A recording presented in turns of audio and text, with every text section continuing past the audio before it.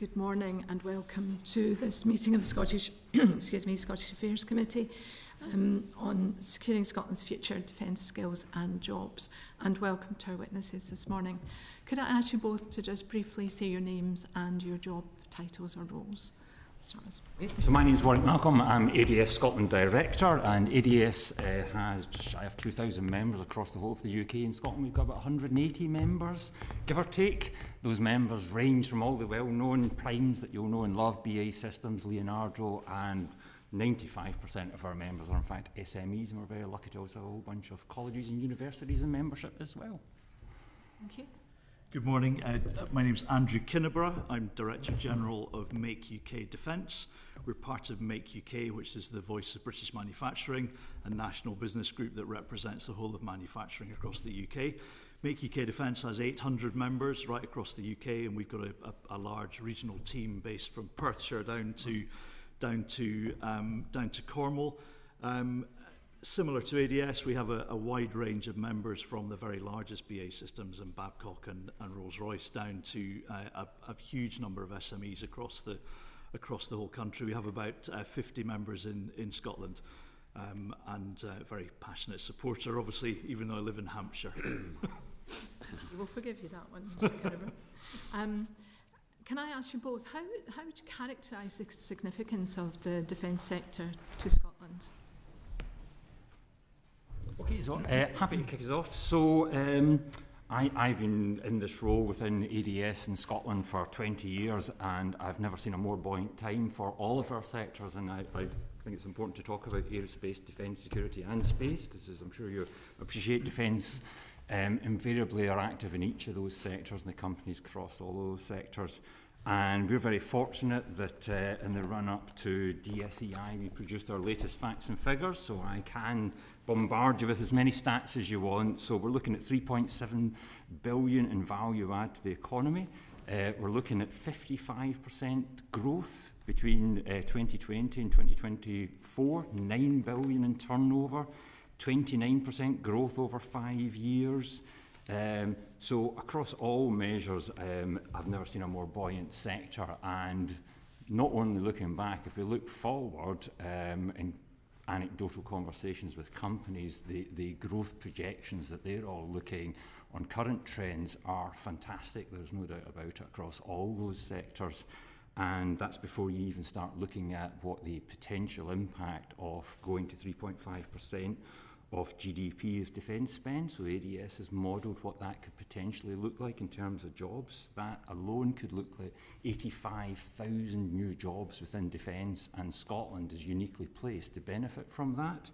So we would be at the higher end of the benefit, and that would mean for Scotland 13,000 new jobs on that. So a fantastic baseline already in Scotland, growth over the past 5 years that would be the envy of anybody. Projections going forward, even on current trends, are also fantastic across all the sectors, and if we also get that uplift, even better story to tell at the moment. Thank you. Mr. Kinniburgh, would you like to add? Yes, I certainly would try and out-nerd Warrick on the numbers, because he's got a great set of statistics there.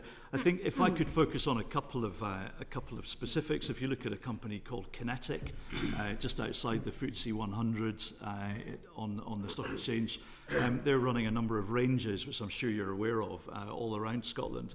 I believe they're the largest employer in the Hebrides in that group of islands.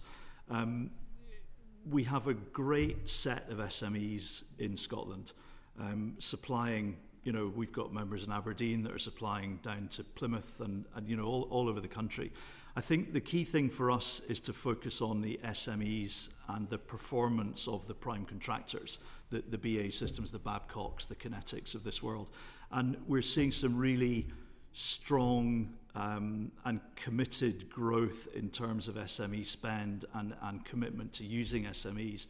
And I think from our perspective, and I'm sure Warrick would agree with me on this, the rural economy in Scotland is clearly needs as much support as it can get. And I think that further concentration by the big primes on the SME world, and certainly my own organisation runs a number of meet the buyer events during the year, which are like speed dating for SMEs. So we'll get the buyers from a number of large companies, and they will they'll publish their requirements in advance, and then our SMEs will pitch for a 15-minute meeting with them. I think more encouragement of that within the sector, and certainly, I mean, across the UK, but certainly in Scotland, would be really, I think, really helpful. Thank you both. Can I just dig into that a little bit deeper then?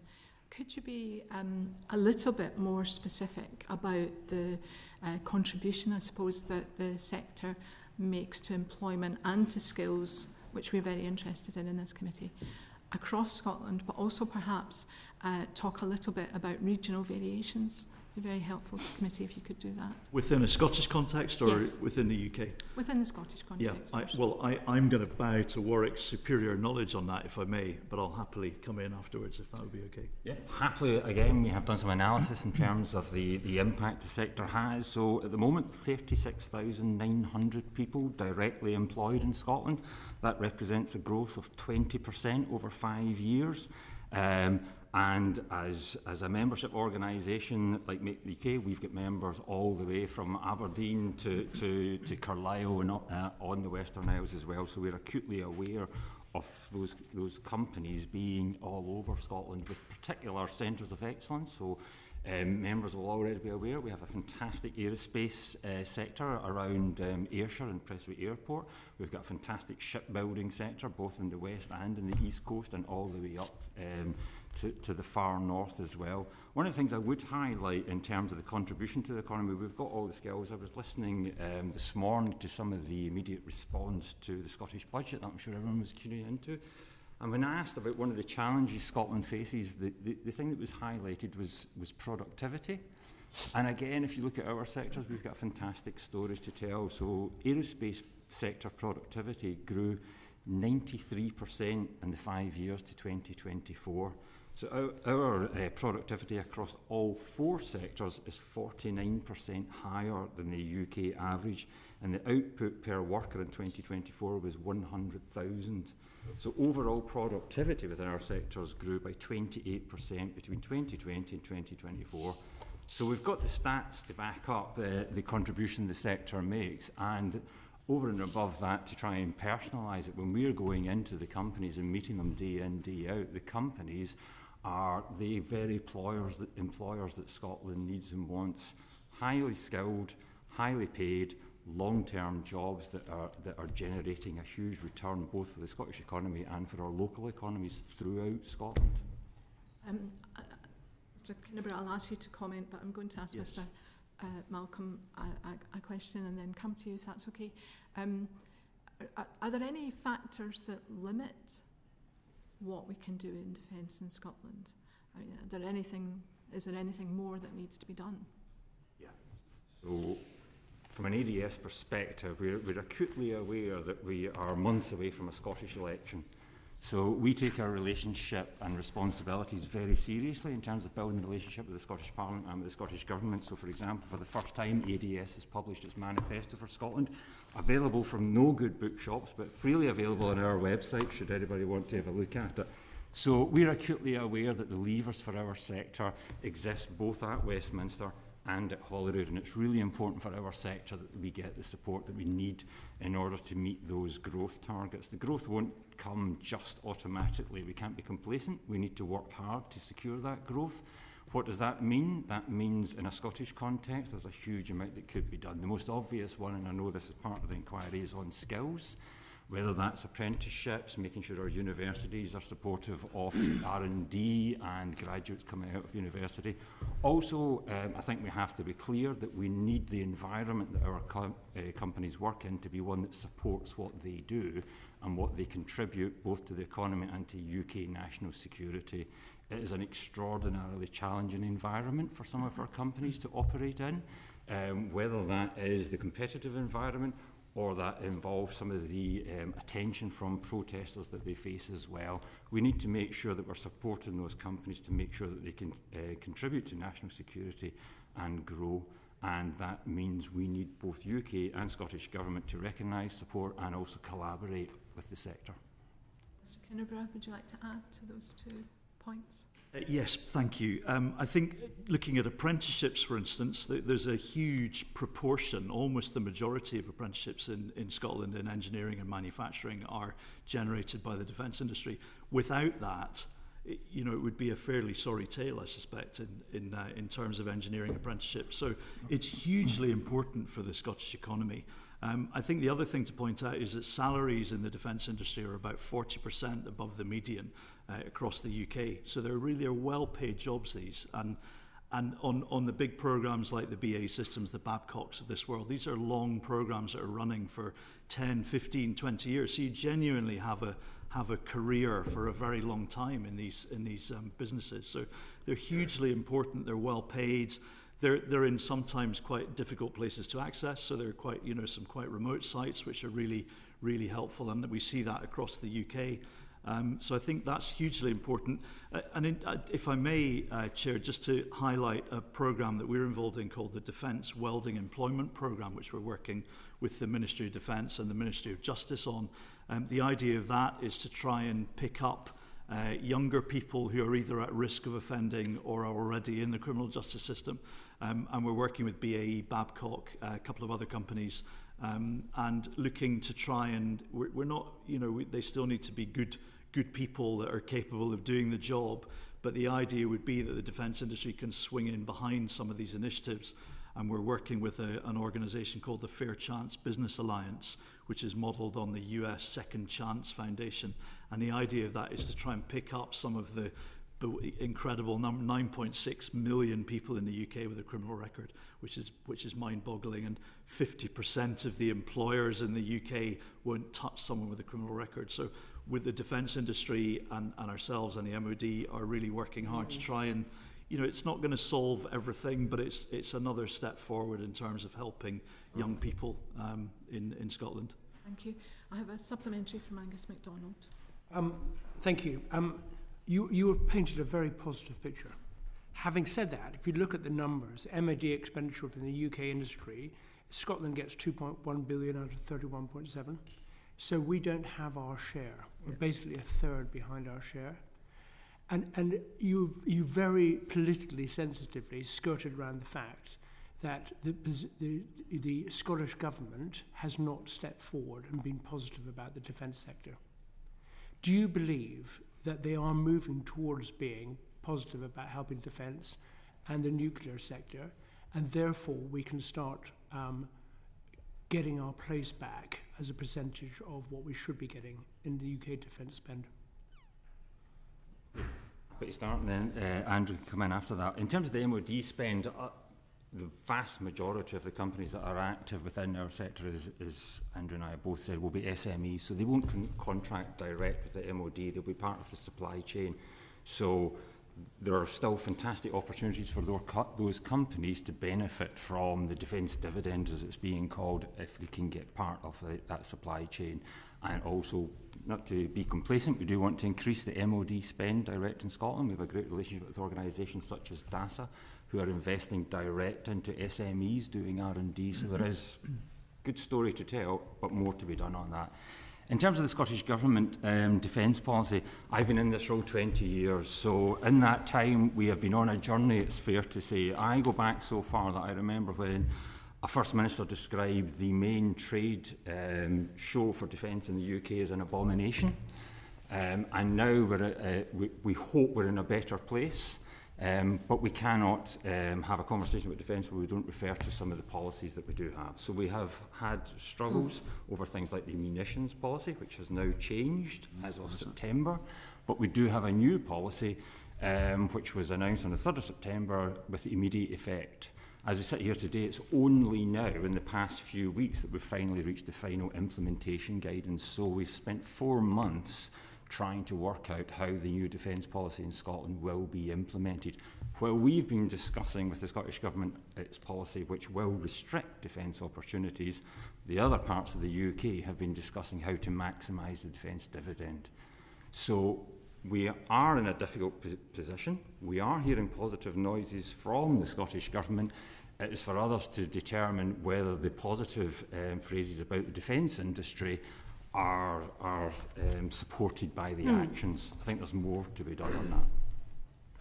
Mr Kinniburgh, do you want to add to that?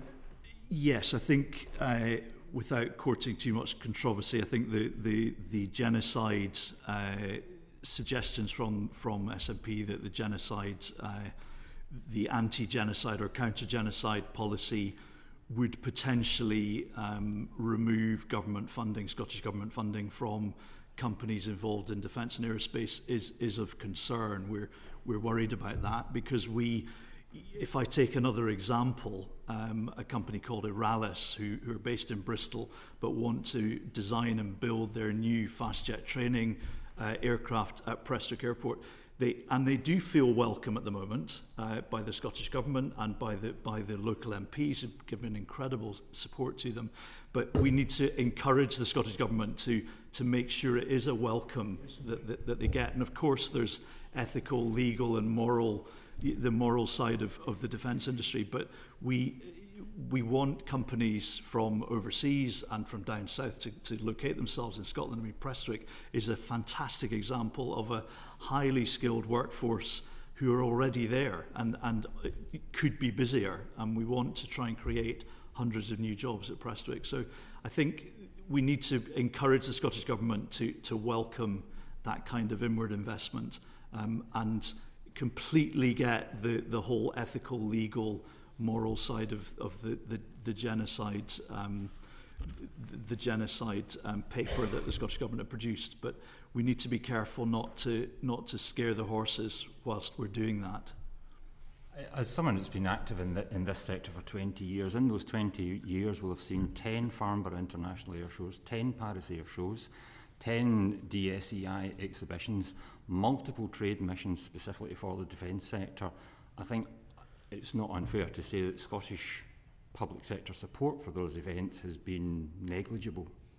So we are in a place where we're hearing a much more positive story within the constraints of the new defence policy. So for us, the conversation now is about, well, if there is support for defence now in Scotland, recognising where we are, what is the appetite from the Scottish Government and its agencies to support the success that we know the companies are able to secure at the moment? Because we've got a long list of missed opportunities. Thank you. I have a supplementary from Dave Dugan and then from Kirsty Sullivan. Thanks, Chair.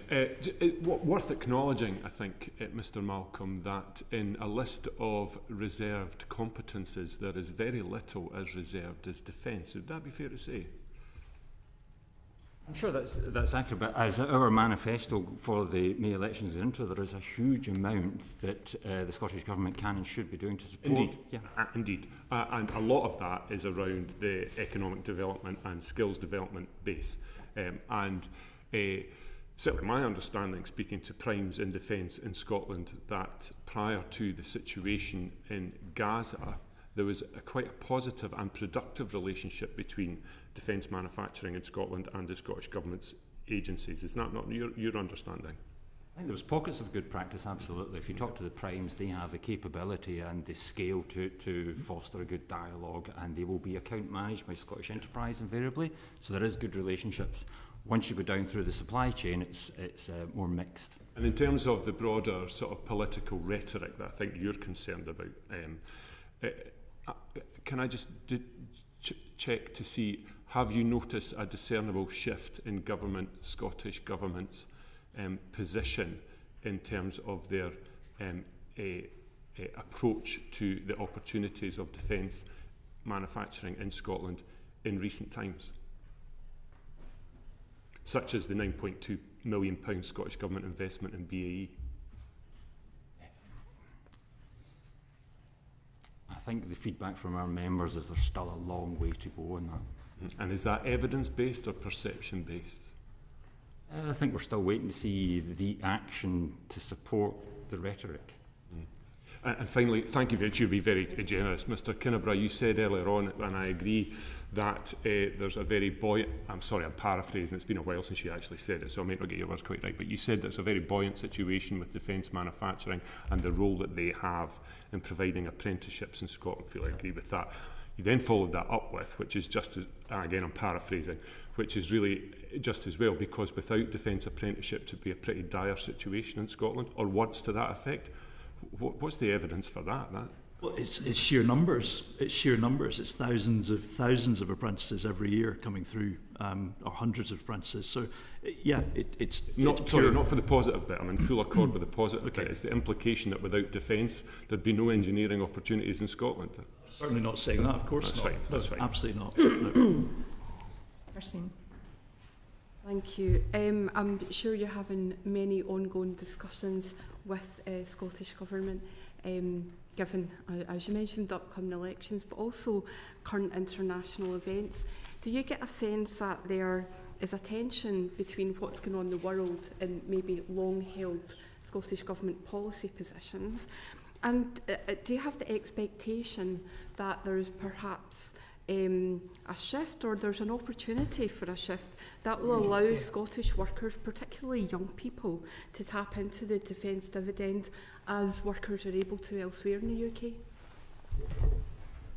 So, in terms of the youngsters wanting to enjoy the opportunities within the sector, what we see from individual companies is there is no lack of demand from young people to work in the sector. So the most obvious feedback we get is around apprenticeships. And for example, a company advertising 10 apprenticeships would expect somewhere in the region of 900 applications for those 10 apprenticeships. So there is absolutely no problem at the moment with demand. And indeed, the companies want to take on more apprenticeships. We shouldn't be complacent. We should make sure we're still doing the outreach to schools and so on and so forth. But the story at the moment is a positive one. The problem is the apprenticeship funding and the infrastructure that sits behind the apprenticeships in Scotland. We would like to see some changes there. In terms of the geopolitical situation and whether that is provoking a change, clearly there is a change. I mentioned the change to the munitions policy. So on the one hand, we've got a change to the munitions policy, but we've also got the introduction of the new policy with respect to genocide. So not to question the policy, but the policy's implementation was done with no prior discussion with industry whatsoever. So the 3rd of September came out of blue for the industry. The policy was introduced with immediate effect, but the civil servants and Scottish Enterprise and other enterprise agencies had no implementation guidance whatsoever. So we have spent 3 to 4 months working out how a policy will be implemented. Now, for companies, we have basically been paused for 3 to 4 months in terms of that relationship with the agencies while that has been worked out. One of the key things to come back to is the apprenticeship funding as well.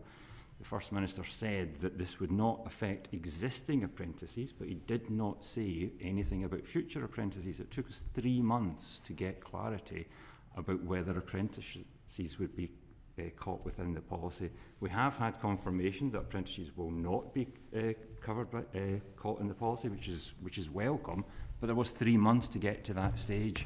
So again, in terms of the New Deal for business and all the stuff about how the Scottish Government wanted to reset its relationship with business, here's an example where they did not follow their own best practice at a time when everybody is looking to ramp up defence spend, defence investment, the response from defence for obvious reasons.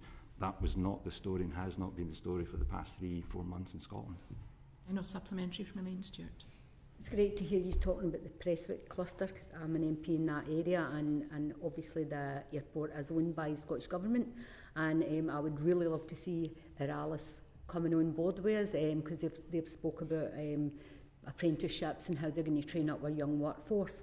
But bringing these companies to that area, it's not just about defending the UK, it's about making sure that they're meaningful and the well-paid jobs coming into Ayrshire that would be great for that economy. Would you agree with that?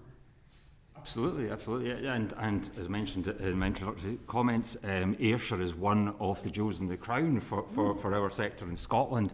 And for example, that MRO cluster, maintenance, repair and overhaul, is something that again Scotland should be shouting about. It has an immediate opportunity within aerospace, but also with the DIS looking for neighbouring sectors and what they can be doing in the defence realm.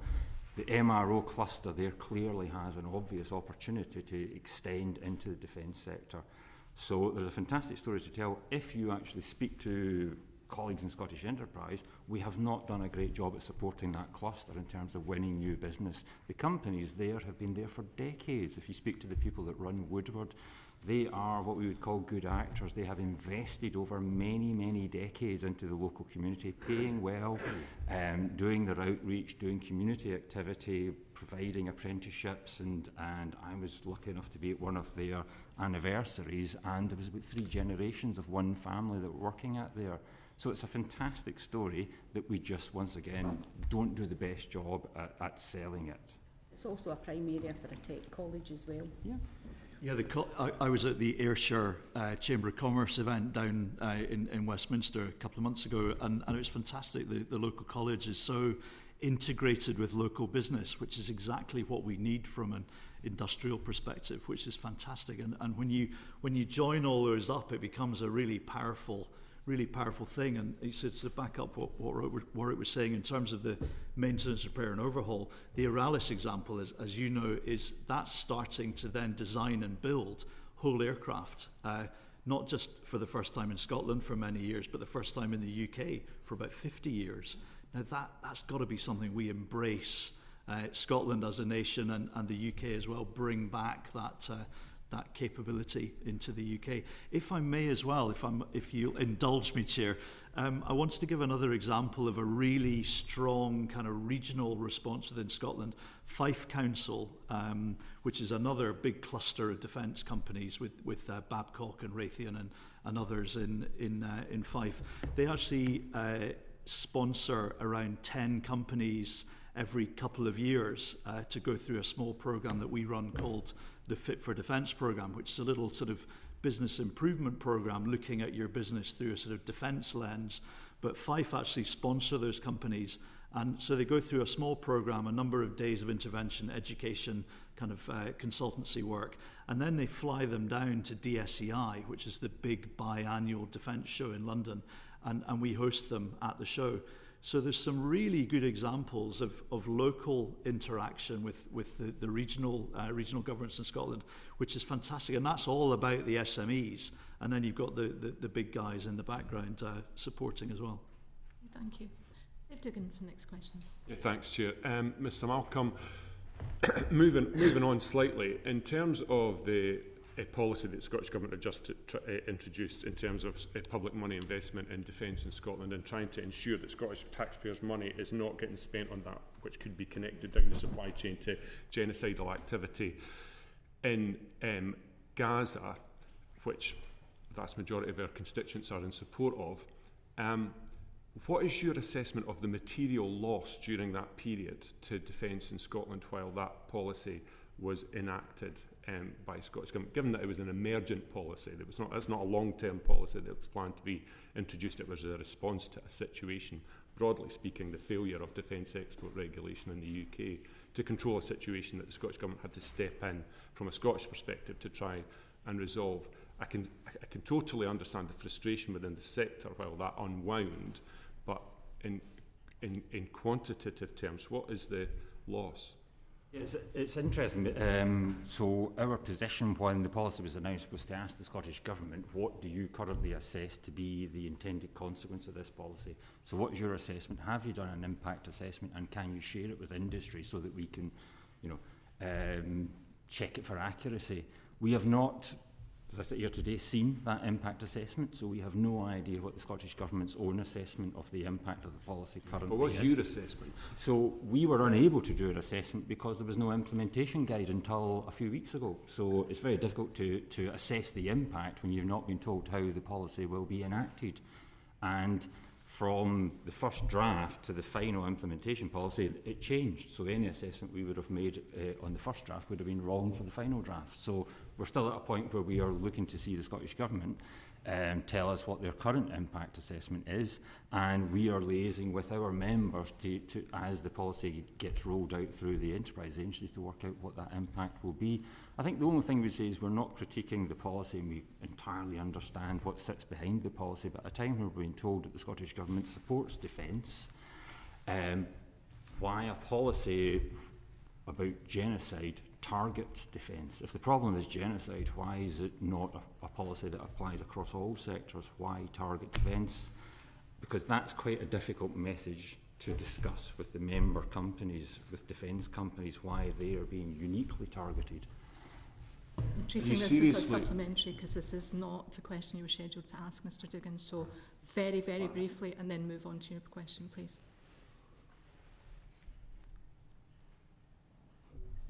The ambition by the current UK government to get defence expenditure up to 3% by 2030, how confident is industry in that? I wouldn't be able to comment on the level of confidence on that, but we've certainly analysed what the impact would be, but I wouldn't be able to comment on our level of confidence within companies on that. I'll comment on that if I may. I think we have confidence that the government will get there. I think the big question is when. that's the big question is when and how quickly.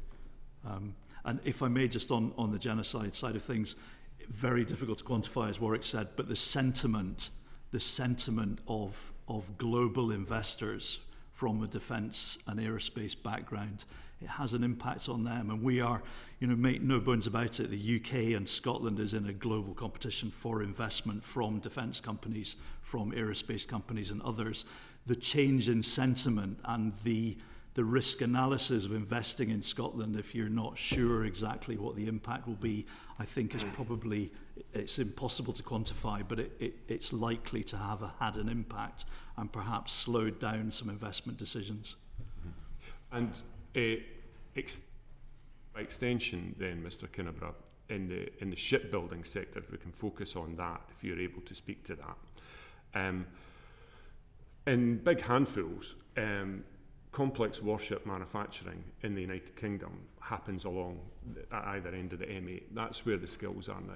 Absolutely. And could you help the committee understand if, for example, say, there was a political decision, need to be a political decision by a fictitious government in the future that they wanted to start building ships somewhere else. How would you describe the scale of that challenge to stand up what we've got in Govan, Scotstoun and Rosyth somewhere else? Absolutely huge mountain to climb to recreate that, I would say. So that's a positive thing for Scotland. Absolutely. But that is concentrated in the Central Belt, and a lot of Scotland's population exists in the Central Belt. So that's a really, nevertheless, valuable opportunity for those communities in and around the Central Belt. How do we try, because there's a definite challenge with SMEs in Scotland. Defence spending with SMEs in Scotland is terribly, terribly low. And it's an interesting point Mr Malcolm makes about SMEs might be working for primes elsewhere in the UK, and that's why that figure is massive. We need to try and get underneath that analysis, Chair. But it would be better if we could get some of that multiplier effect to radiate out from the Central Belt. Is there any examples elsewhere in the UK where that's worked, that perhaps you know, Mr Malcolm, as well, where that's worked that Scotland could learn a lesson from? I think, a good example perhaps in a very sophisticated maritime kind of environment would be Barrow in Furness and Team Barrow, where the local council, the college, the University of Cumbria, BAE Systems, which is by far the predominant employer in Barrow, have all come together.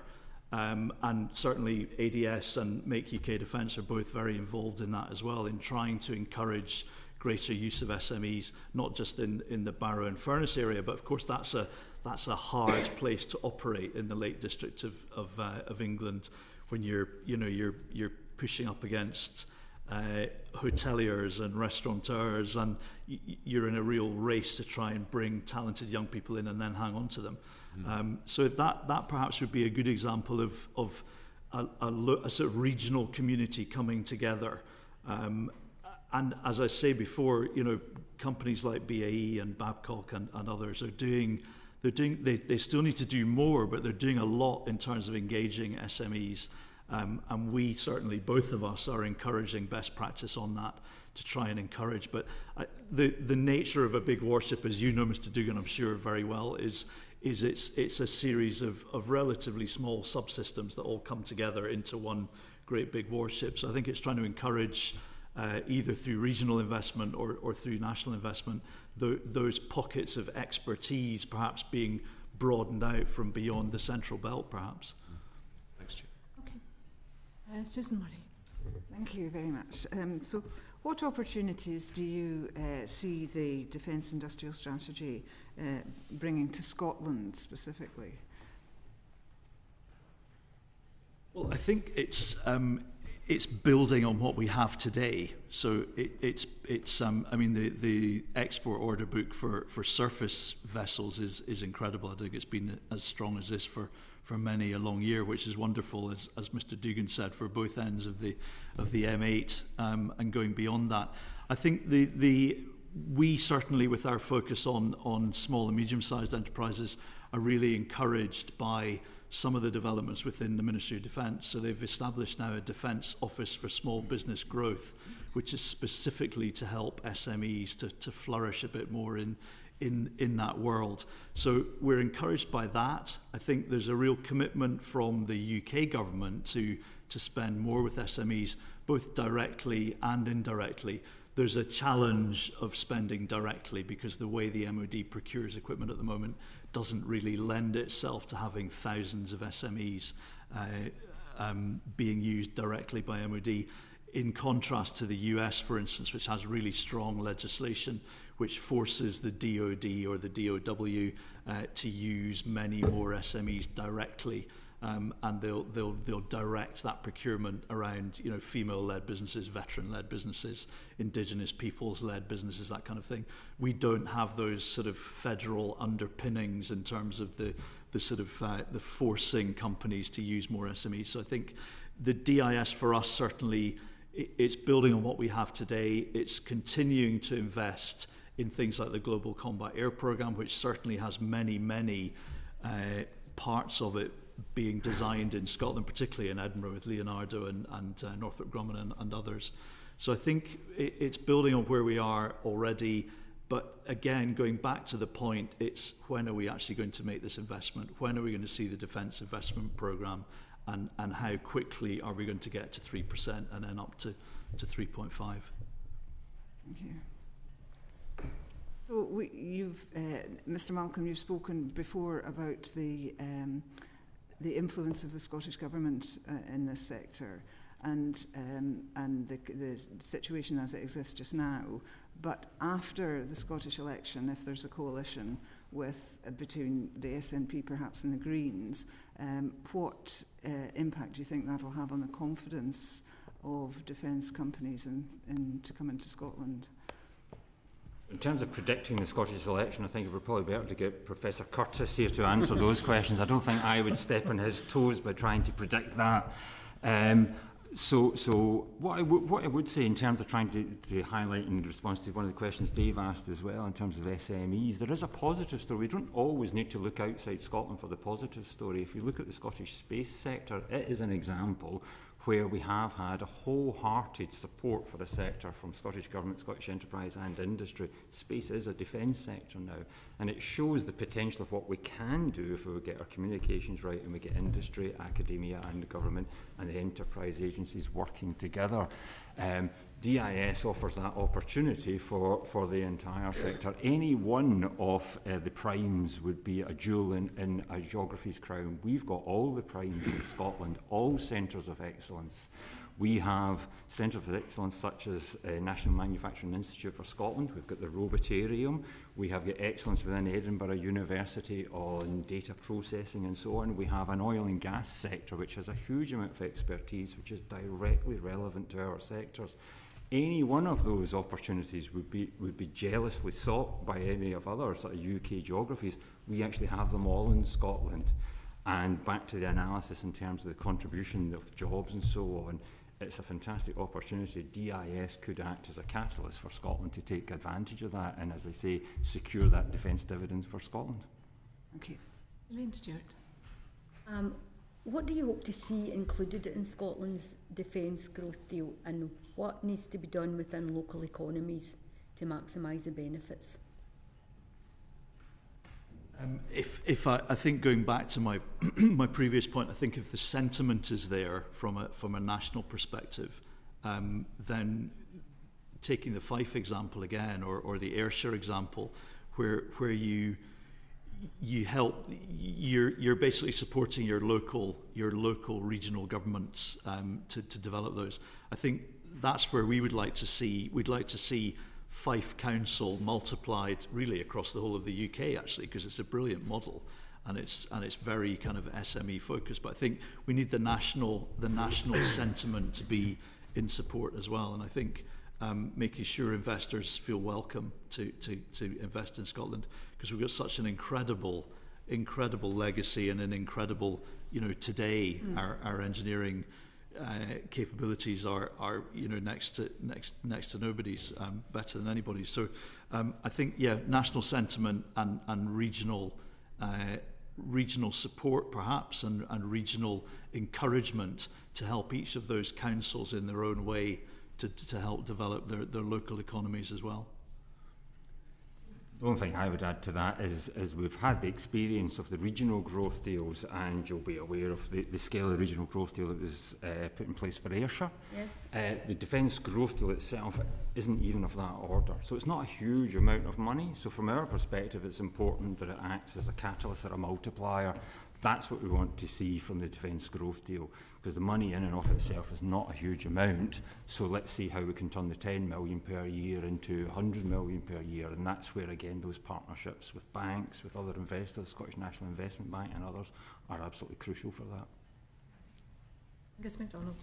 Mr. Malcolm, you should be a politician, because you're not answering the question from my colleague here. The Scottish Greens defence policy centres on peace, nuclear disarmament, especially moving Trident and shifting focus from military spending. And Mr. Curtis would say that a Green SNP alliance is the most likely. So do you think this will hit our defence industry's confidence? You're asking Mr. Malcolm to speculate a little bit Why are we asking them to predict the election? No, it's a likely event, in my opinion. I think the Conservatives can win. If you can. If it's okay, I neglected to bring my crystal ball, so if it's okay, I duck that question. Not a scenario many of us are planning for anyway, so would you like to move on to your next question? Yeah, thank you. What barriers to the small and medium-sized enterprise face when seeking to work with the Ministry of Defence? You've outlined what does happen in, for example, what Fife is doing and what happens in America. Do you see any move to address those barriers by the Ministry of Defence or the British government? Yes, I do. And I go back to my previous answer about the Defence Office for Small Business Growth. Now, it's not the panacea for all ills. It's not going to suddenly transform the entire sector. And I think we absolutely need to try and wean ourselves off a little bit from what's nearly 50% of the defence equipment budget goes to non-competed providers, and that's BAE Systems, Babcock, Rolls-Royce and Leonardo and some others. So I think we would like to see a more competitive element to the increasing defence budget, but that's absolutely not to say we need really strong prime contractors in the UK and in Scotland, because we do. You can't build a nuclear submarine with a couple of SMEs. It needs an awful lot of capability and a big balance sheet to be able to handle that. So I think there's definitely encouraging signs. We collectively, the trade associations in the UK, collectively need to encourage and to some extent cajole some of these bigger businesses to do more with regard to SMEs. There's an organisation called Helios Consulting who run a programme called the Joint Supply Chain Accreditation Register, JOSCAR, and that is a compliance database to help the defence industry find good companies and register them and make sure that they're compliant in terms of their quality and the way they operate. JOSCAR's now got 6,500 companies in that database. It's by far the biggest repository of data in the defence industry in the UK, and there are many hundreds of Scottish companies on that JOSCAR accreditation database. So that kind of thing, encouraging the MOD, encouraging the big primes to use those tools more effectively, and to try and look to push out more of their work to the SME communities and not try and do everything themselves, I think is the way forward. And the DIS, I would say, the Defence Industrial Strategy, is underpinning that it won't change it overnight, but I think with encouragement and a bit of cajoling, we'll hopefully move forward. No, I'm signaling to the chair. I'm going to move to the next question. So, all right, thank you. Is that thank you, Mr. Malcolm? A lot of the, I mean, we've got very competitive SMEs that are doing a great job in the defence space in Scotland. And I take your point that we should not be overly pessimistic about that. But nevertheless, it is one of the lowest SME success rates within defence in all 12, and I use the term advisedly, regions of the UK. It must be a function of economies of scale. And for Scotland, Wales and Northern Ireland, we have the reality where the UK spends more in one region of England in the southwest than it spends in Wales, Scotland and Northern Ireland put together. So SMEs in the southwest of England will be doing a lot better than SMEs in Scotland, not because they're any more dynamic or capable or more efficient or competitive, but just because that they're in amongst where all the defence spend is. That's what Scottish SMEs have to overcome before they reach what could be considered a competitive position. Is that a fair assessment? I don't disagree that there's a real challenge there. So as a trade association, we are acutely aware, 95% of our members are SMEs, so we have a real interest in supporting them.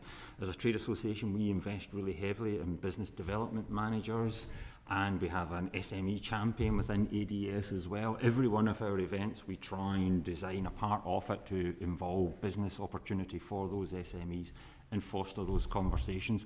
But the barrier to entry is pretty high, there's no doubt about it. I remember many years ago when we did hold an event with a Prime that I won't name, specifically for SMEs. The Prime opened the event by saying, put your hand up if you've got cyber essentials.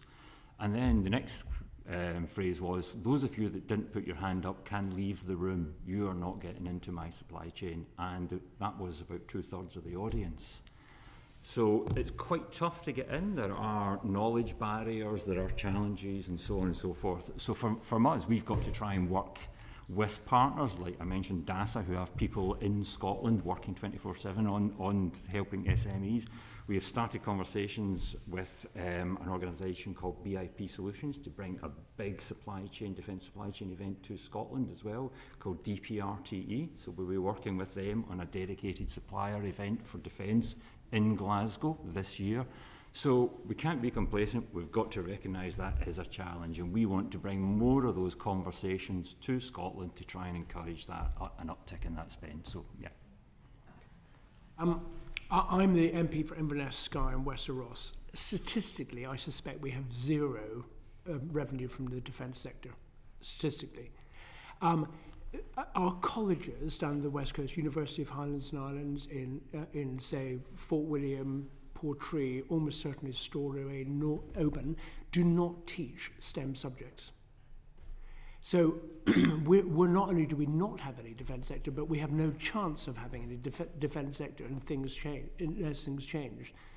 Do you think there is any move afoot at any government level which can really help these areas to skill up and enter the defence sector, which is likely to be one of the fast-growing sectors in the country?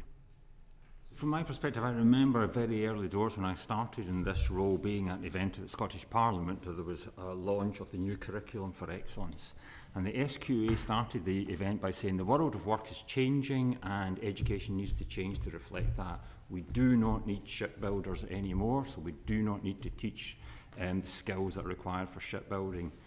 So here we are, cause-effect, where we're now seeing the consequence of that. From a sectoral position, we want the education system to reflect what industry needs and will need going forward. Evidence-based skills in Scotland. The Withers Review, people that are aware of that, suggested that we were going to go for an agile and responsive education system in Scotland. I think we've still got a long way to go before we see that. Again, industry and its trade association take our responsibilities incredibly seriously in this, so we're doing everything we can.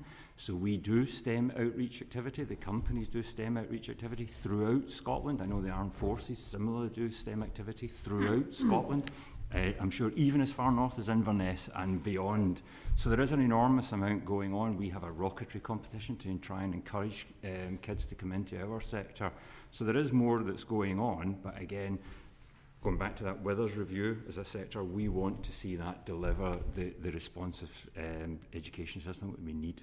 And that review has taken a very long time to get not very far. May I, as a half Invernessian, I would be very keen to see lots of defence companies in that area.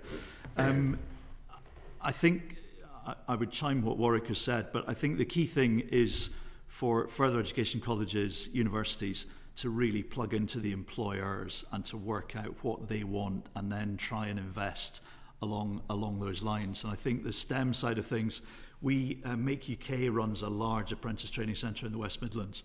We have something like 250, 300 apprentices a year come through our doors. We lose money on every single one of those. That is our gift to the sector. That's part of what we give back to UK manufacturing, because the apprentice levy in England and Wales means that teaching STEM subjects is inherently a loss-making activity, which is nuts, absolutely nuts. But I honestly, I don't know the situation in Scotland as well, and forgive me for that. But I think we've got to try, from a national and a regional perspective, encourage further education colleges and universities to invest in these STEM subjects, but linking it directly to employers. So take again back to Kinetic and the ranges in the Hebrides. Well, can we somehow plug into what they need? And then can we start training some of their staff locally? And then you start building that ecosystem. You start seeing entrepreneurs coming out of the universities and out of the colleges. Little companies spring up. I think we need to try and find these sort of groundswell, perhaps existing or new ones, the space centres and that sort of thing, and try and then encourage the colleges and the universities to invest. But it's tough because you lose money on these things, and we've got a national problem, I think, with apprenticeship training.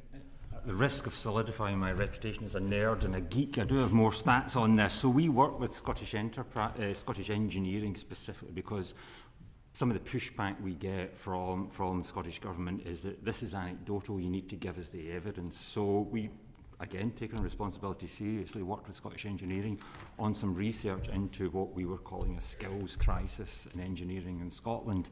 That found that the business level of intent to train is only less than half the actual replacement level needed to cover upcoming retirement wave and growth. So we're get 8% replacement rate is planned versus 17% replacement rate required. What does that mean in reality? The Scottish Engineering are estimating 10,000 unfulfilled engineering positions compounding in Scotland per annum. So we've got 10,000 engineering positions going free in Scotland. The companies need the engineers, as mentioned. We've got 800 applications for 10 apprenticeships. The demand is there from the youngsters to become engineers, and if I look at Ayrshire College, they are extraordinarily close to the companies and they are extremely keen to support their growth. It comes down to budgetary decisions ultimately. Before I forget, Mr Malcolm, would you mind sending in some copies of your manifesto for the committee? I'm sure Happy you'll to. find it very interesting reading. Kirstine Sullivan. So you've mentioned some of the perhaps failures of the curriculum for excellence in terms of us now having a mismatch between the skills of the young people coming out of school, looking to go into the workforce, and what industry needs at this point in time. And you've also touched upon engineering, which has been a common theme before this committee. Can you tell me about some of the other most significant skills gaps that are in Scotland's defence sector, and if you believe that there's sufficient understanding in both governments of what gaps exist in the sector? Well, if I give you a sort of anecdotal response, and then Warrick can get his stats out and blow everyone's brains out. But if we take welding, for instance, that's an absolute classic case in point. If we look at Babcock, who've just imported 300 welders from the Philippines to cover a short-term gap in their skills, but we would argue very strongly that probably needs to be supplied from local labour, and we need to be thinking way ahead. This is the challenge, and Mr. Dugan touched on this himself in terms of the long term, the way that the defence industry works. You're designing and developing a big complex platform. You're probably designing it for 10 years before you actually cut any metal, before you start doing any actual work. And we've got to try and get ahead of the curve in terms of bringing young people through in time, so that we're not having to import 300 welders from the Philippines, which frankly, I have great sympathy for Babcock, because it's really difficult, because they're not getting the regular demand signals from the UK government, from the MOD, to enable them to invest and then recruit in time. So we need to encourage and cajole and many other things to get the MOD to actually commit to, if it's 5 ships, we'll actually commit to those 5 ships up front, and don't release them in single ships, because it drives the wrong behaviours from the employers, because they're not going to take the risk of employing 300 new welders when they've only got an order for 1 ship. So we need to try and change those behaviours within MOD, but I think welding would be a classic one, and that's all around the country. And I know BAE and others are massively, they as Warrick very clearly said, there's huge oversupply of young people wanting to do these jobs. But then there's pockets, for instance, in Barrow and Furness and other regions in England and Wales, who are desperate for welders and can't get hold of them. So we do need to really, I guess that would be the example I would give. Yeah, so I won't bore you with a long list of actual job titles, so just picking a couple of examples from that Scottish engineering work that we can share separately. We'll work with Scottish Engineering and submit some more details around this, but just picking 2. Instrumentation and control engineer, 134% demand, but 32% plan to train. Electrical and electronic technicians, 147% demand, 24% plan to train. So the demand is far and away outstripping the current supply. And again, to talk about the companies themselves, the companies, again, take their responsibilities extremely seriously and recognise that it is in their interest to do everything they can to train. So we're not necessarily looking, the feedback I get, they're not necessarily looking for oven-ready employees. They're happy to train, but they need a basic level of understanding and a basic level of skills that they can then turn into the bespoke skill set that they need. Companies speak to me and say they're even happy to overtrain, so actually take on more apprentices than their own company may need to try and build the pool. As our sectors are growing, I'm sure if you speak to other engineering sectors, they're seeing similar levels of demand. So you've got renewables, you've got infrastructure, the NHS is one of the biggest employers of engineers. Someone was telling me all of those sectors are growing. All of those sectors are recruiting in the same pool for engineers. So whatever we need, they'll be saying a similar thing. We need very, very many more engineers. We mentioned MRO. One of the stats I saw recently said that globally, the requirement for MRO engineers is somewhere in the region of 750,000. So the Woodwards of this world are competing in a global market for MRO engineers. So I don't imagine any of this will be a surprise to Skills Development Scotland or other government agencies. But are we starting to see the move towards a framework or plan for skills that are required in the short to medium term and for the long term? The feedback we said specifically on this was we needed a review. We were supportive of the idea of a review, the Withers review, and its intended outcome, but dismayed at how long it's taking, and pretty unhappy at the direction of travel and time it's taken. So we don't feel we're getting that agile and responsive system yet. But you do see a need for some kind of view as to absolutely, yeah. An industry view of what's required from the short term, the medium term, and the long term. That ties in with your point, Andrew, about being able to plan ahead for the workforce, because a lot of these skills aren't acquired overnight. So there is going to be a degree of planning there. Absolutely. Yeah, you're in a highly rated nuclear welder. You'll be you'll be 7-8 years before your time served and you've got all your certificates. But then you can make a great deal of money. You can really, you'll be paid 70, 80 pounds an hour for some of these highly skilled jobs. But then, of course, we're as Warrick said, you're then into that global scrap for talent. And civil nuclear, for instance, is hoovering up a lot of really good people from the defence industry.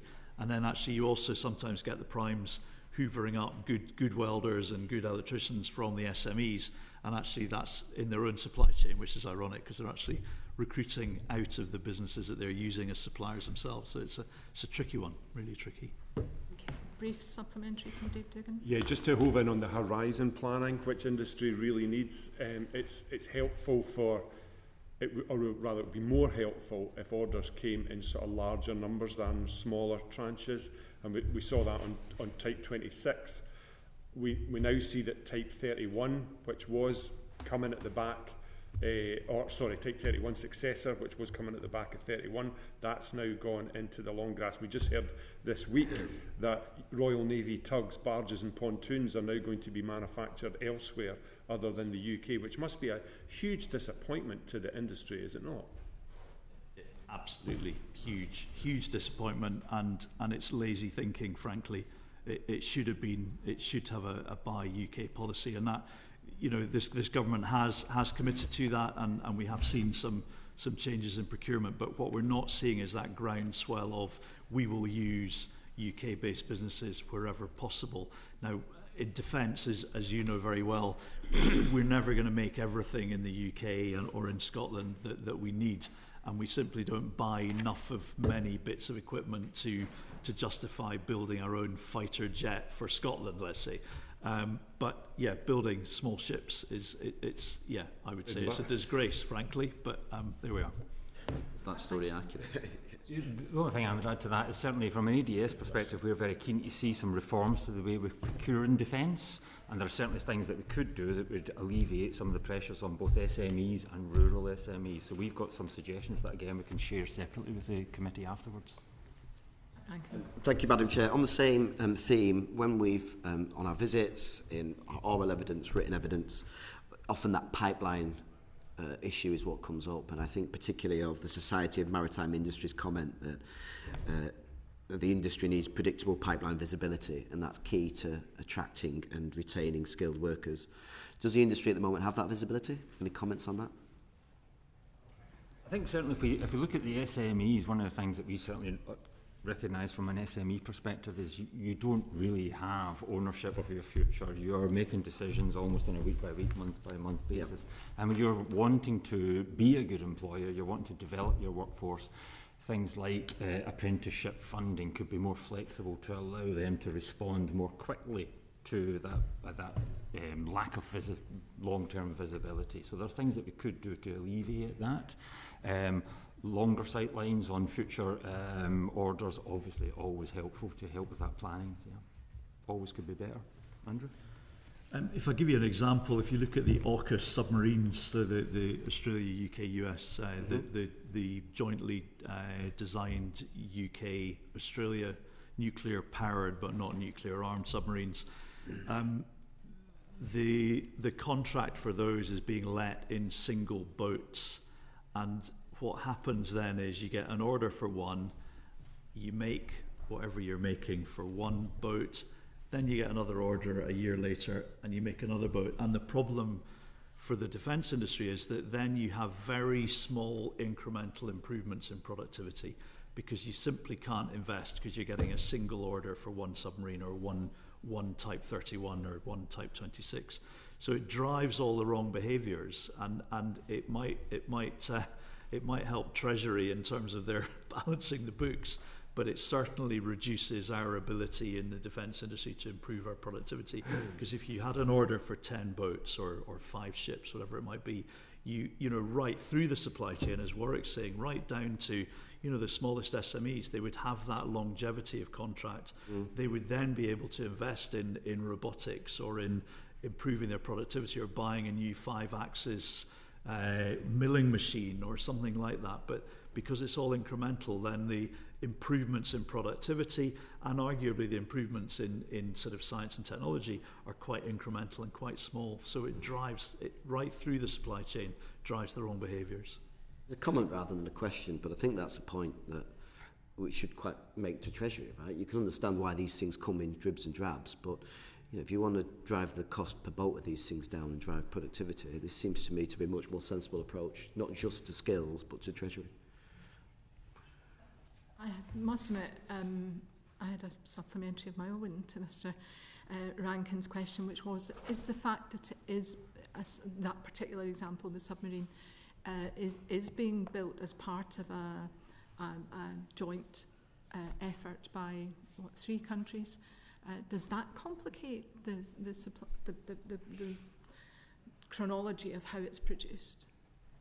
I think inevitably it does, because you're dealing with three different governments, 3 different cultures, 3 different sort of slightly different approaches. I mean, the US, UK and Australia are fairly well aligned in terms of the way they buy stuff and probably the way they design and build defence equipment. So it isn't too bad. And obviously there's very well established links between the countries. And I think something that the UK government have done well is in terms of relaxing things like the ITAR restrictions. So the need to have very tight restrictions in terms of sharing data and moving engineering drawings and things like that between the 3 countries. So there's been some oiling of the wheels, but there's no question it must add complexity, but it hopefully also adds strengths that would outweigh that added complexity.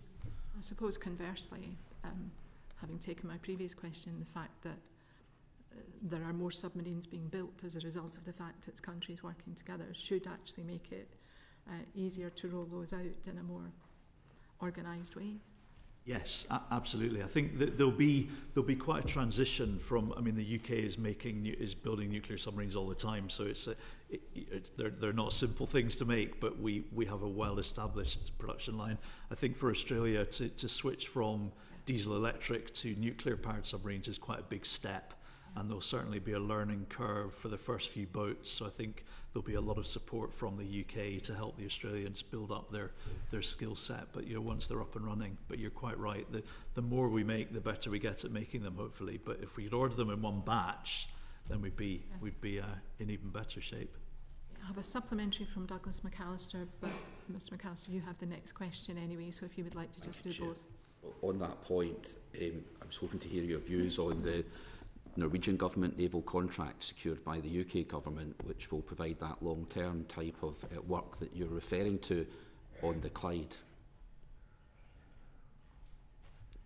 What's your view on that? A fantastic win for Scotland that again just underlines everything we've said prior to this, the fantastic opportunity, the huge scale of jobs, securing jobs and so on. So a wholly positive story for Scotland, and a great opportunity to use that to act as a catalyst again for that sort of supply chain, centre of excellence, and look forward to future export orders on the back of it as well.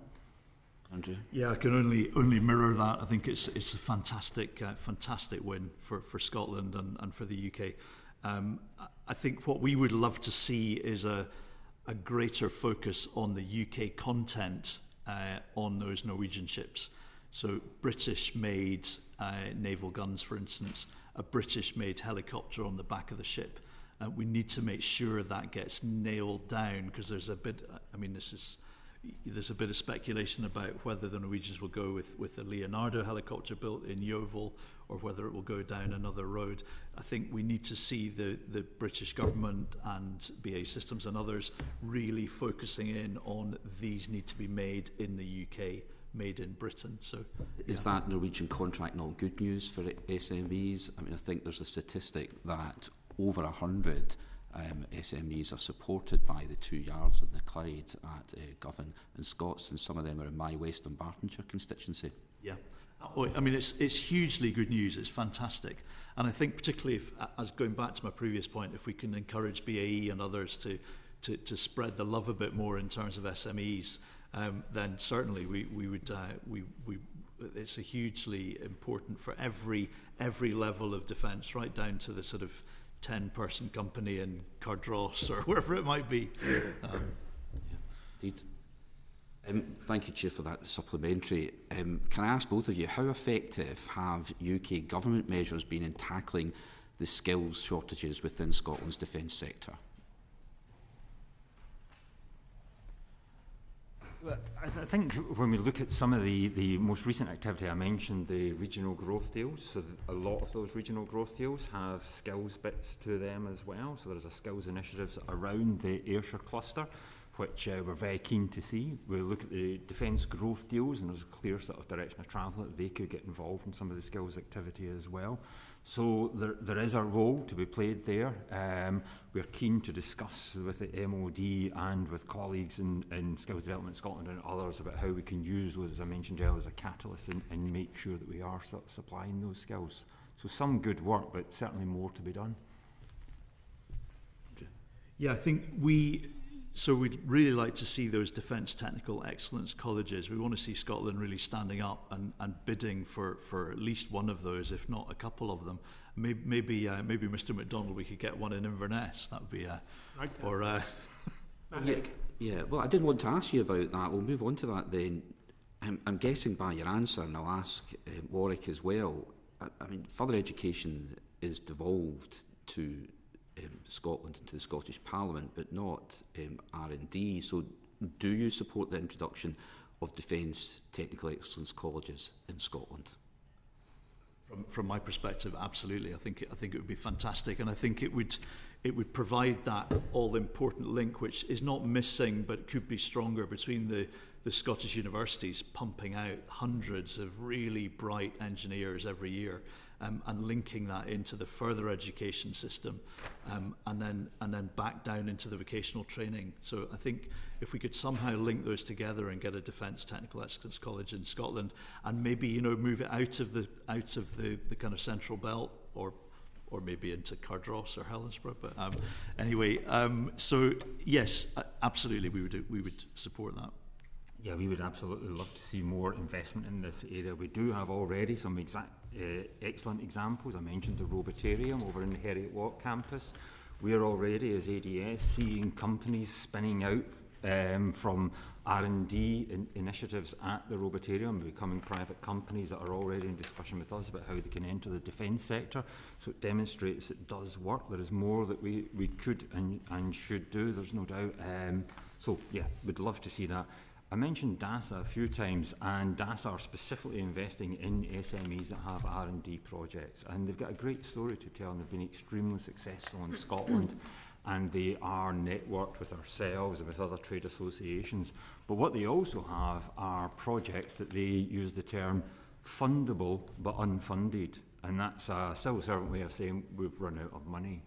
So there are R&D projects that DASA would like to fund, but frankly there's not enough money.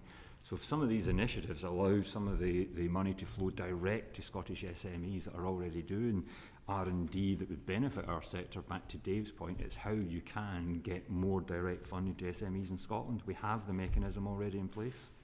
On that point, 20 million of the UK government's defence industry skills package will be directed towards skills initiatives in the devolved nations in Scotland, Wales and Northern Ireland. How should Scotland's share of that money be spent?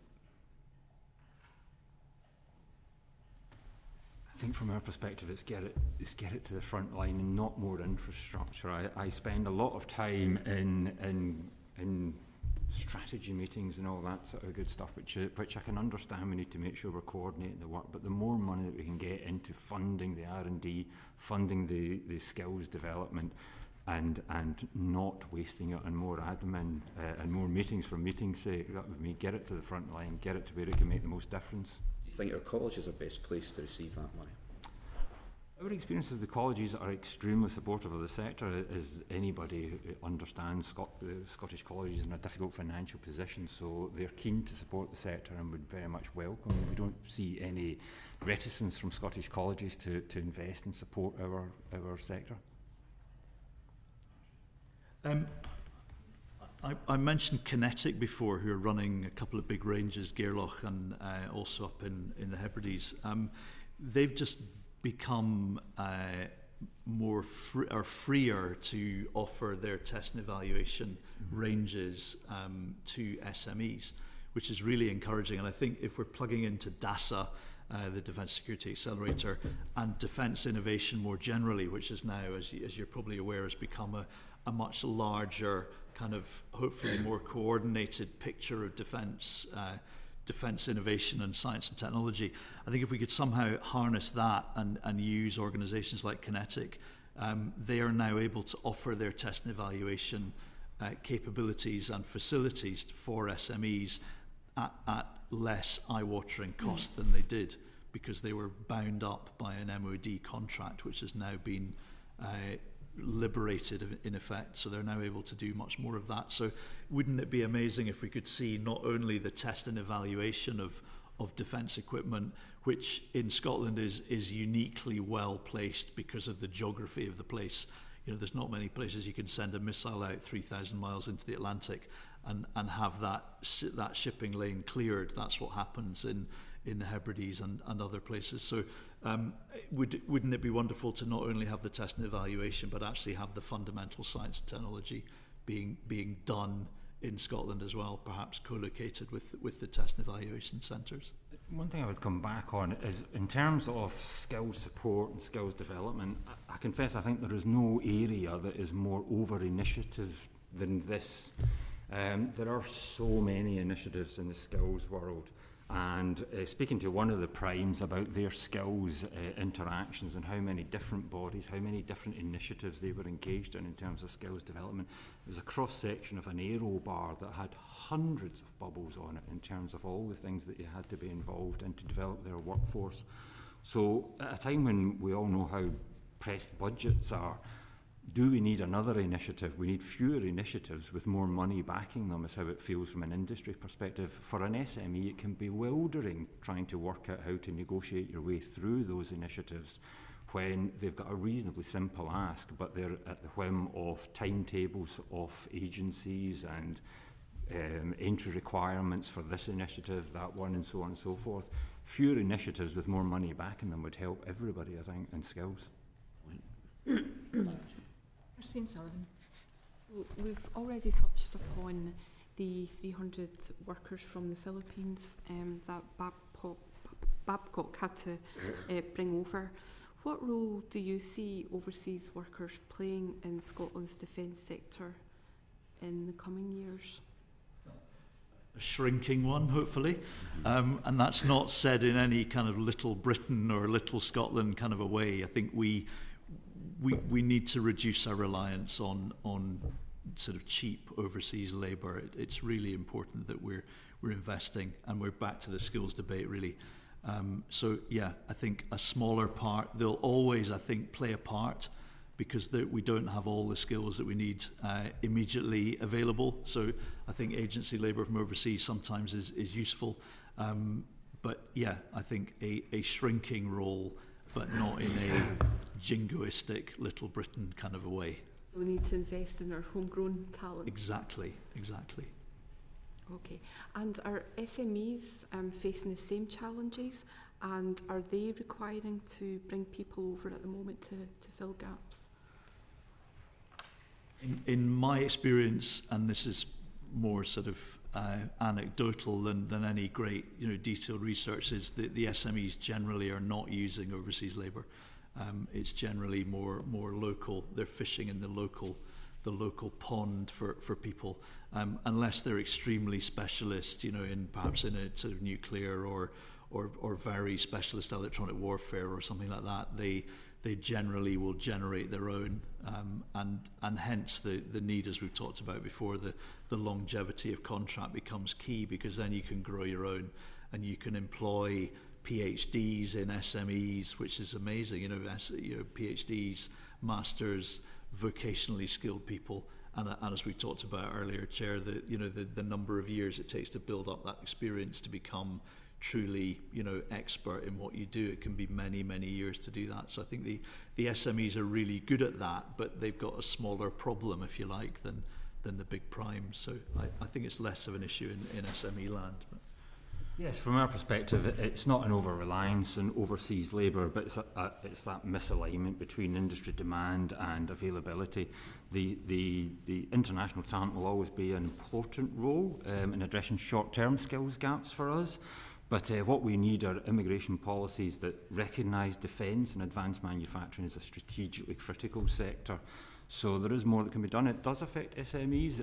Andrew's absolutely right. Where there are particular areas of expertise, then they have to go to that sort of global pool for expertise. We know a company, an SME in Edinburgh, that's particular expertise is in advanced mathematics, and they have to recruit globally for that. So there are global marketplace for some of those skills, and again, that's why we need that immigration policy to reflect the needs of a critically important sector. Thank you. You've just answered the next question. Thank you. Supplementary from Elaine Stewart. This year, 800 young people were turned away from Ayrshire College, and a lot of that was tech and engineering. Would you say that Skills Development Scotland have kind of lost their long-term view on how we are developing our young workforce? I'm going to bow to my expert to my right. So when it comes to Skills Development Scotland, our view, we've always had a very, very good relationship with Skills Development Scotland and felt that they actually do have the ear of industry. We recognise that their budget has been extremely tight. They are close to the companies. Their projections of need in our sector is not always as accurate because it hasn't taken into account the growth projections. So they invariably have underestimated the demand signal. So our issue has never been with the SDS. Not that we have any sort of nervousness about changing the structures in Scotland. You know, it's what works for industry and what works for the economy, but that's never been our issue. Our issue has just been the funding that's been made available. We have a good relationship with SDS and organisations like the Scottish Apprentice Advisory Committee and things like that. So there are structures in place that we would support, but at the moment the skills review is just throwing them all up in the air. Next question is from Jack Rankin. Thank you, Madam Chair. You were both understandably diplomatic, but there was an implied criticism in at least its effect on sentiment on the Scottish Government's posturing on the Israeli government's robust response to the Hamas's October the 7th pogroms. I want to ask a question about broader public perception. Babcock, Thales and others have said that poor public perception of the defence sector has limited competitiveness as defence as an employer. Is that something that you might recognise? As the person that's on the front line of this, it is an enormous issue. Can't skirt around this. So give some practical examples of how this is impacting. Again, it's not a criticism of some of the views that are being expressed, rather focus on what is factually happening to companies and to organisations like ourselves. So, for example, we held a Scottish parliamentary reception to highlight the role of apprentices for STEM sectors. So it wasn't a purely defence sector, it was about STEM sectors and apprenticeships. We had 200 protesters turn up in front of the Scottish Parliament. They shut down the Scottish Parliament. Nobody was getting into the Scottish Parliament and nobody was getting out of the Scottish Parliament during that reception. So a lot of our attendees, and we made that reception such that we had 50% of people attending that were apprentices themselves. So they get involved in the usual 200-person scrum outside the Parliament. People were coming into the Parliament in tears. They were not defence employees, they were civil aerospace employees, a lot of them, and were being subject to the usual sort of, abuse that we see. So that was us in Scottish Parliament. That parliamentary reception was only supported by one of the Scottish political parties, so the Scottish Conservatives supported that, and nobody else turned up. Companies noticed that, the people that were there noticed that, their local MPs were not there supporting that, their local MSPs were not there supporting that event. So that's one that happened to us. That has an impact. We have already seen this year one of our member companies being subject to vandalism. And to give you an example of what that means, so they have lost 75% of their capacity after a half an hour rampage through their facility. 75% of their capacity is gone. They're part of a supply chain. They're not sure when they'll be able to get that capacity back up and running. As you'll appreciate, all of our companies are working to pretty tight deadlines. if you're an SME in a large company supply chain and your response is, I can't be confident that I'll be able to supply you with the equipment within the next 4 to 6 months, that half-hour rampage becomes existential to that company. Yeah. And that's pretty tough. I'm sure everybody appreciates how difficult it is to run any company. To run an SME when you've been doing all the hard miles year in, year out, to see all of that hard work, all those livelihoods, all those mortgages jeopardised by a half-an-hour rampage is quite difficult to take. Other things that we're facing, careers fairs at universities invariably being shut down. All you need to do is go to a university for a meeting from a defence company and the security level goes up. That makes a difference. That does have an impact in terms of the attractiveness of those jobs. Even your ability to highlight the opportunity is impaired in that situation. So there are real life consequences of some of these. One of the companies was happy to share with me some of the statistics in terms of the financial implications for them from a protest. So they had an immediate impact to the tune of about £150,000 to £200,000 in terms of physical changes they had to make to their site. Then have a knock-on impact in terms of annual cost to increase their security. It has a knock-on impact to your insurance. It has a knock-on impact for the staff in terms of their own personal safety. You see very few of our companies now are willing to put staff photographs on their own websites. You're seeing companies actually asking ADS to take their address off our website because they are feared that it will attract the wrong attention. So it is an extraordinarily difficult environment for Scotland at the moment. And it is extremely difficult, and again, that's why part of our manifesto for the Scottish election says we need to all play a part in terms of changing that environment and changing that dialogue, because we've never needed those companies than we do right now. I asked one company who was subject to some of this attention, what about your local MSP? And they said, I've never heard from my local MSP apart from one letter when they asked me during COVID why I was open. And when I explained it was because I was part of critical national infrastructure and I was specifically requested by the MOD to remain open, I got no response. That's the context our companies are working in. Yeah. We have a member, so mid-tier member, so not an SME, but certainly not a big prime. They've had to spend £1 million on their physical security and have a 24/7 security team of something like around 25 security guards. It's a big site, but 90% or so of their work is for Ukraine. Now, that's not a political statement. It's a statement of fact, and what they're finding now is that they're struggling to recruit because the perception locally in the local newspaper, they're seeing protesters on the roof smashing through into the factory.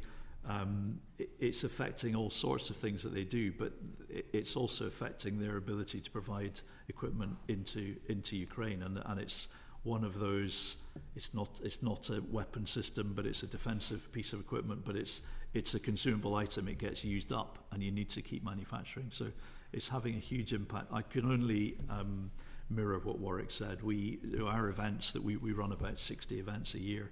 We don't publish the address of those now. We can't put it online because of protesters, and we all face similar issues.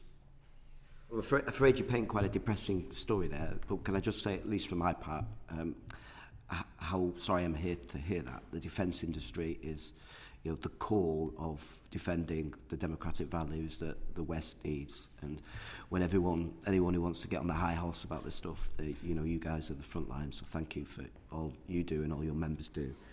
I was going to ask about whether the British government's destination defence communication plans was helping with regards to attractiveness of your industry, but I would let you comment on that.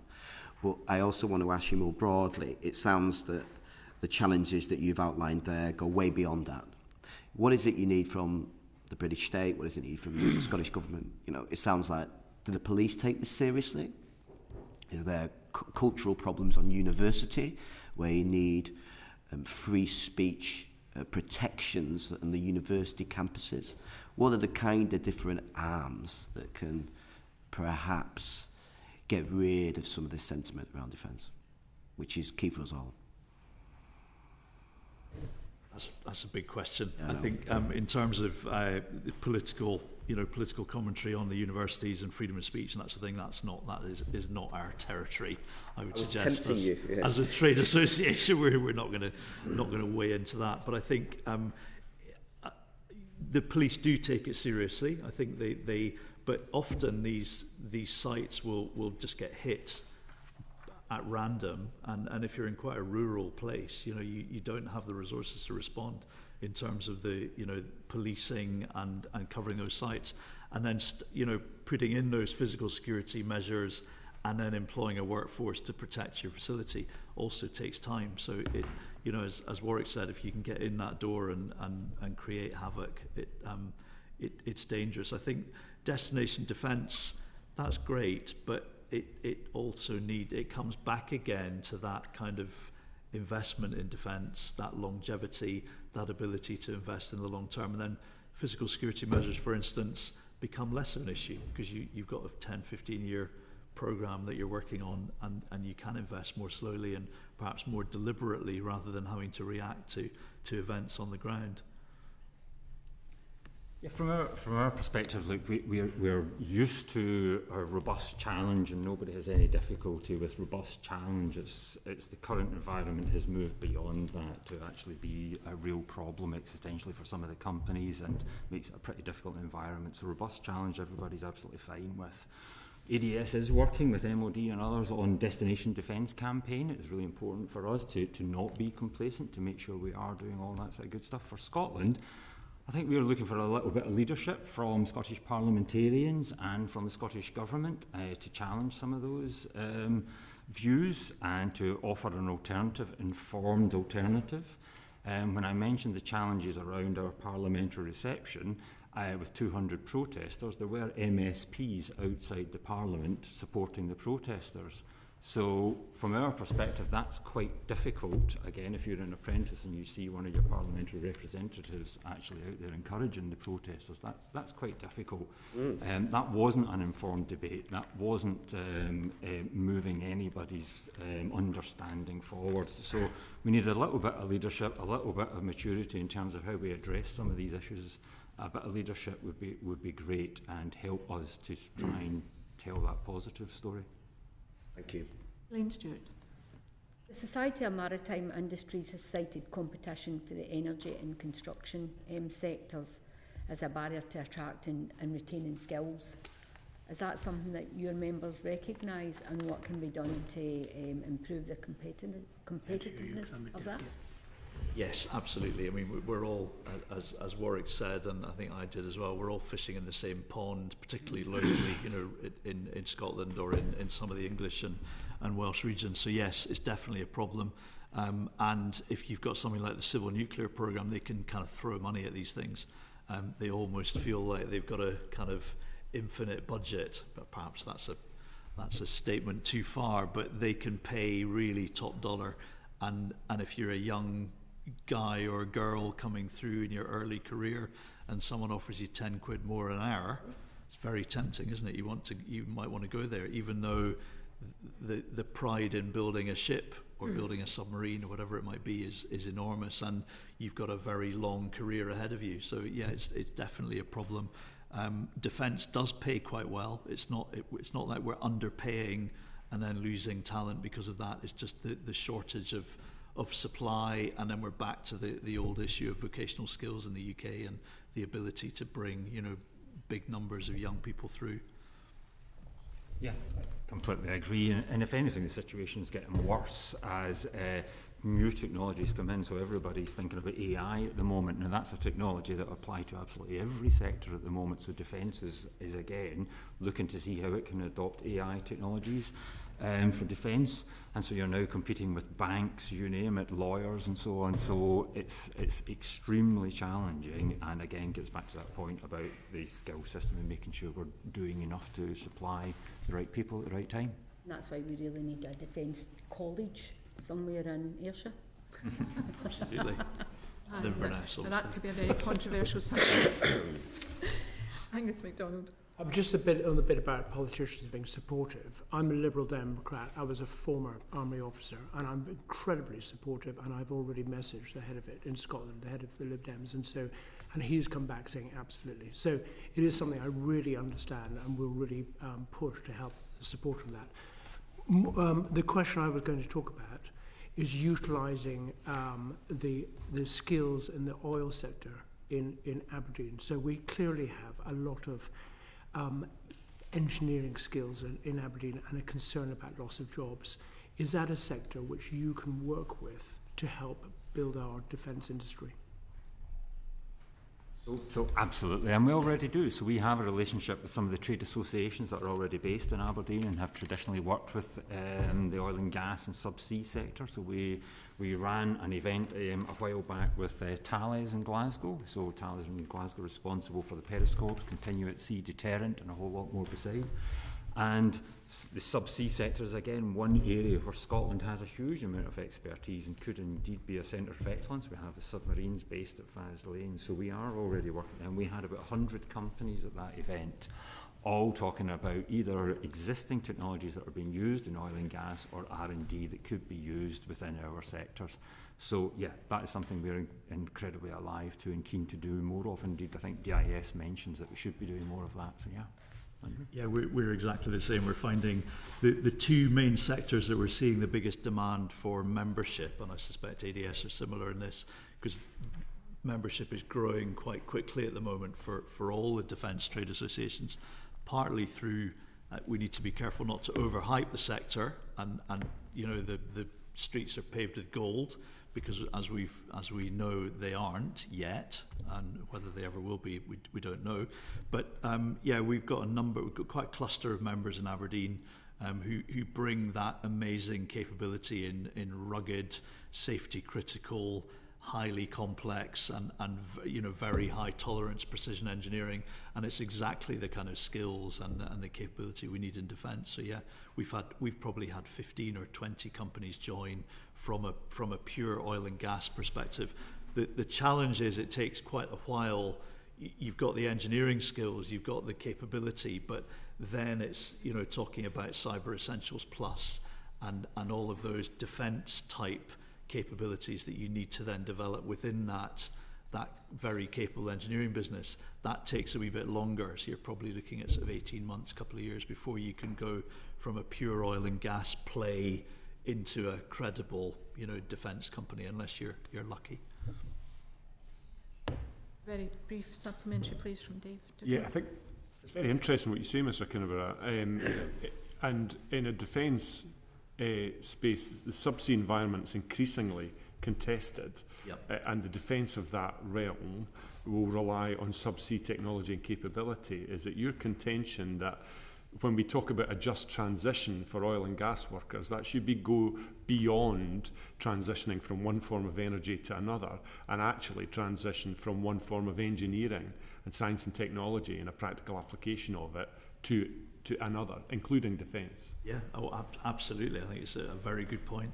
And if we look at someone like Saab, actually, who are based down in Fareham, down near Southampton, they've acquired an oil and gas subsea business, but they obviously have a big defence business as well. So I think it would be amazing to see maybe that centre of excellence in Aberdeen or around that area, you know, using that capability, and then obviously also using the test and evaluation ranges for undersea sort of testing of defence equipment, but also then using all the capabilities at Faslane with the nuclear submarine base there as well. Thank you. Can I just ask you very briefly, skills defence passports, is that going to help us to fill the gaps? We hope it will. The challenge we've had in defence is a common language, or the lack of a common language.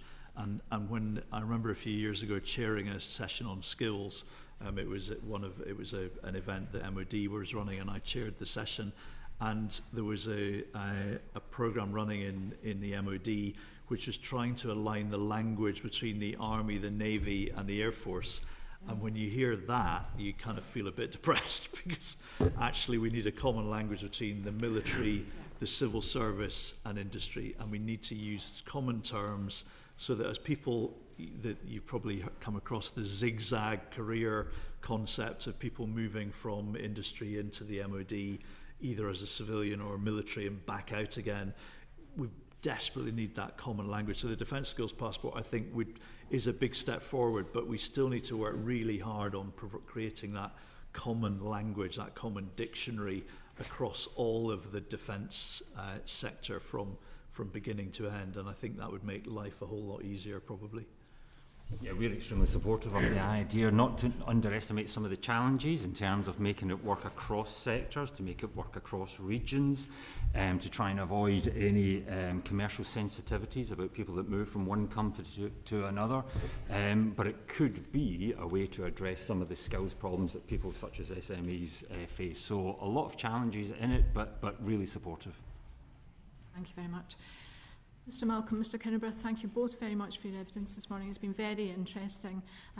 I know we've been tempting you to predict the outcome of elections and all sorts of other things. One of us so has. We're grateful to you for your forbearance as well. But it's been a very interesting session. Thank you very much. And I now close the session. Order